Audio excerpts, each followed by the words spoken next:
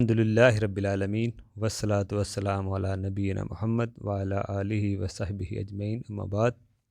ساس نند بابی کا جھگڑے کی وجہ، تکرار اور جھگڑے کی وجہ دیکھیں، رشتے میں لوگ تلاش یہی کر رہے ہوتے ہیں کہ جو میاں بیوی کا رشتہ ہوتا ہے، رشتے یہی لوگ تلاش کرتے ہیں، سمجھ لیں کہ ساس نند بابی یہی تلاش کر رہے ہوتے ہیں رشتے، اور بعد میں کیا ہوتا ہے، سب ایک دوسرے کے دشمن بن جاتے ہیں۔ بابی، نند، ساس سب ایک دوسرے کے دشمن بنے ہوتے ہیں، اور رشتہ دیکھتے بھی یہی لوگ ہیں ایک دوسرے پر۔ پھر یہ حکمرانی بھی کرنا چاہتے ہیں، ماحول میں ایک تصور بن چکا ہے کہ ساس نند بابی بہو ایک دوسرے کو اپنا دشمن سمجھتے ہیں۔ پہلے ہی انہوں نے سوچ ہوتی ہے ان کی کہ یہ شاید ہمارے کو دشمن ہے۔ یہ تقریباً ایسے جو کام ہیں یہ فلموں اور ڈراموں میں ایسے ہوتے ہوں گے۔ بعض اوقات بہو کو اپنے ماں باپ کے گھر جو آسائشیں ہوتی ہیں، بیوی کی، بہو کی ماں باپ کے گھر میں جس طرح اس آسائشوں میں رہتی ہے، وہ سوچتی ہے یہیں بھی وہی سوچ اس کی ہوتی ہے کہ جہاں پہ وہ جا رہی ہے شوہر کے گھر، وہی آسائشیں، وہی کام، وہی سارا کچھ چلے گا۔ ضروری نہیں کہ ویسے ہی ہو، وہاں پہ جا کے کام بھی کرنا پڑ سکتا ہے،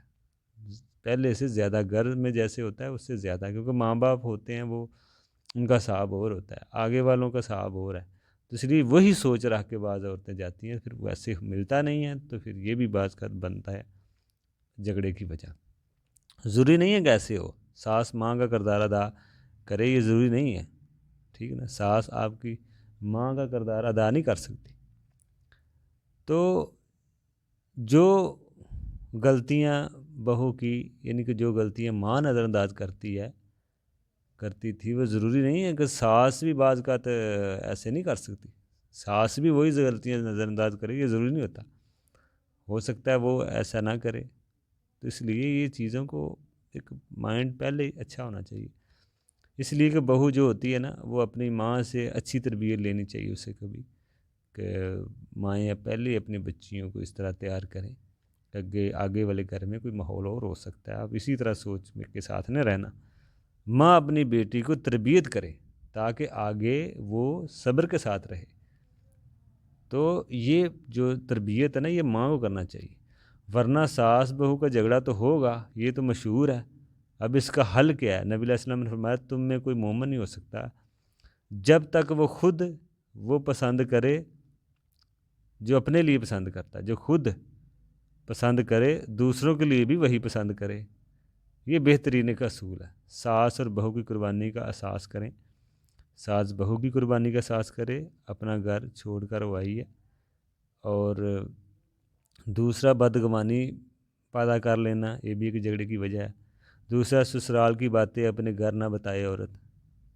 ٹھیک ہے نا، یہ بھی اختلافات کی وجہ جھگڑے کی بن سکتی ہے۔ بیوی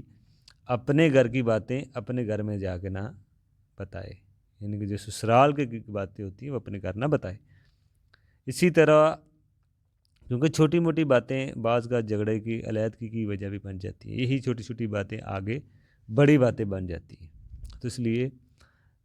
ساس جو ہے وہ بہو کی قربانیوں کو یاد کرے کہ وہ کس طرح آئی ہے اپنا گھر چھوڑ کے، اس کے ساتھ تعاون کریں، اس کی مدد کریں، ان کے لیے آسانیاں پیدا کریں، اور بہو بھی ساس کو ماں کی طرح ہی سمجھے، کوئی دشمن نہ سمجھے، ٹھیک ہے نا۔ تو بہو ساس کو ماں سمجھے اور ساس بہو کو بیٹی سمجھے، تو جب اس طرح یہ دونوں ایک دوسرے کو سمجھیں گی اور حدیث سامنے رکھیں گے، نبی علیہ السلام نے فرمایا کہ جو بڑوں پہ رحم نہیں کرتا، ادب نہیں کرتا، چھوٹوں پہ رحم نہیں کرتا، تو وہ ہم میں سے نہیں، یعنی کہ چھوٹوں پہ رحم کرنا، یعنی کہ ساس کو بہو پہ رحم کرنا چاہیے، اور بہو کو ساس کا ادب کرنا چاہیے، تو دونوں کو یہ حدیث سامنے رکھنی چاہیے۔ نبی علیہ السلام نے فرمایا چھوٹوں پہ رحم کرو اور بڑوں کا ادب کریں۔ تو اس لیے اگر یہ دونوں حدیثیں، دونوں ساس اور بہو دونوں اپنے سامنے حدیث رکھیں تو ان کے معاملات گھروں میں صحیح ہو سکتے ہیں۔